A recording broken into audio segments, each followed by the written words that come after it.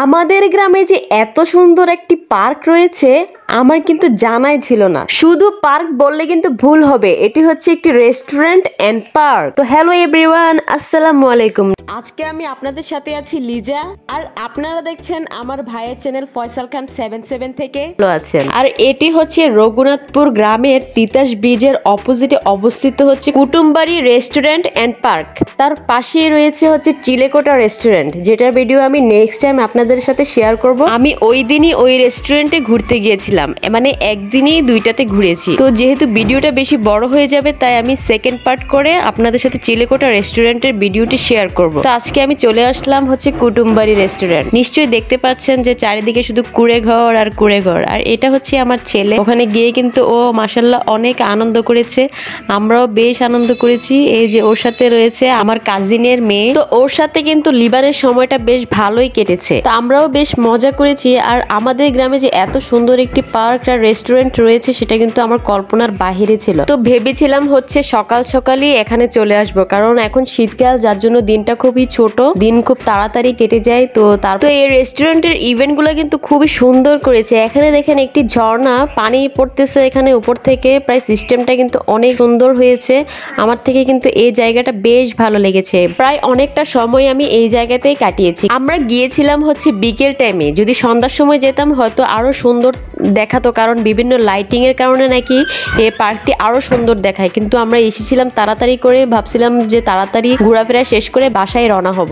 এইখানে বিভিন্ন জায়গায় রয়েছে দোলনা। লিবান কিন্তু দোলনাটাই বেশি পছন্দ করে, তাই যেখানে যায় না কেন সে আগে দোলনায় উঠবে। তো যাই হোক, এখানে দেখতে পাচ্ছেন 2-3টা খরগোশ, এত কিউট ছিল খরগোশগুলো। আমার মন চাচ্ছিল একটু কোলে নিয়ে এগুলাকে একটু আদর করে, কিন্তু এটা তো আর সম্ভব নয়। এগুলা হচ্ছে এখানে দেখানোর জন্য রয়েছে। তো দেখতে পাচ্ছেন এদিকে একটি সেতু বানিয়ে রেখেছে, এত সুন্দর সেতুটি আমার কাছে অনেক ভালো লেগেছে। তো এখানে তো একটু না হাঁটলেই নয়, আমি একটু শেষের দিকে একটু হেঁটেছিলাম এখানে। তো লিবানও সেখানে উঠতে চাচ্ছিল, তো আমি বললাম যাও, তুমিও যাও, একটু ওর সাথে আনন্দ করো, আপুর সাথে একটু আনন্দ করো। তো যাই হোক, এখানে কিন্তু ফুচকা, বিভিন্ন রকমের খাবার দাবার রয়েছে, কিন্তু আমার তেমন একটা খেতে ইচ্ছে করছিল না।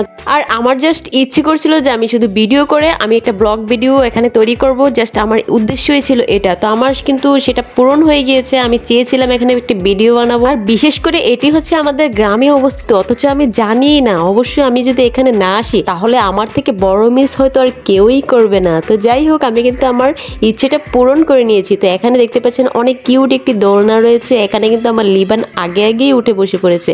তো এখানে দেখতে পাচ্ছেন অনেক রকমের লাইটিং চলতেছে, আস্তে আস্তে কিন্তু পুরো পার্কেই কিন্তু লাইটিং।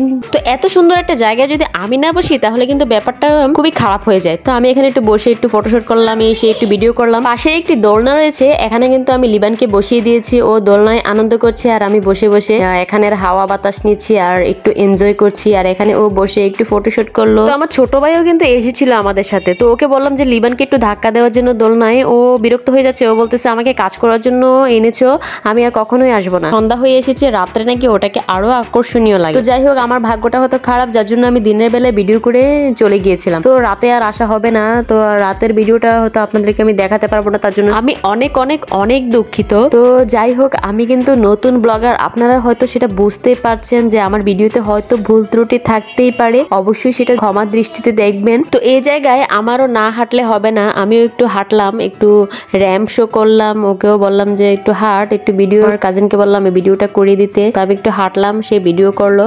আর এই যে কলস দিয়ে পানি পড়তেছে, এই দৃশ্যটা কিন্তু বেশ সুন্দর, আশেপাশে কিন্তু অনেক সুন্দর, সবকিছু মিলিয়ে কিন্তু আমার কাছে বেশ ভালো লেগেছে। ও হ্যাঁ, আরেকটি মজার ব্যাপার রয়েছে, এইখানে ঢুকতে কিন্তু কোনো টাকা পয়সা লাগে না, আপনারা চাইলে কিন্তু এমনিতে ফ্রিতেই দেখে যেতে পারবেন। আপনাদের সোনামণির জন্য কিন্তু এটি একটি বেশ সুবিধার একটি জায়গা। তো আপনারা কিন্তু অবশ্যই এখানে এসে একবার দেখে যাবেন যদি কুমিল্লার কেউ থাকে। তো এই টাইমে কিন্তু মানুষজন বেশ কমই রয়েছে, সন্ধ্যার পর থেকে অনেক মানুষের ভিড় হবে এইখানে। বিভিন্ন শহরের থেকে কিন্তু এইখানে আসে মানুষ ভ্রমণ করার জন্য। তো দেখতে দেখতে কিন্তু আমার ব্লগটা প্রায় শেষ হয়ে এসেছে, বাসায় যাওয়ার জন্য রওনা হচ্ছে। আপনারা অনেক অনেক ভালো থাকবেন, ভিডিওটি ভালো লাগলে একটি শেয়ার দিয়ে দিবেন। অসংখ্য ধন্যবাদ সবাইকে পুরো ভিডিওটা ওয়াচ করার জন্য। আল্লাহ হাফিজ।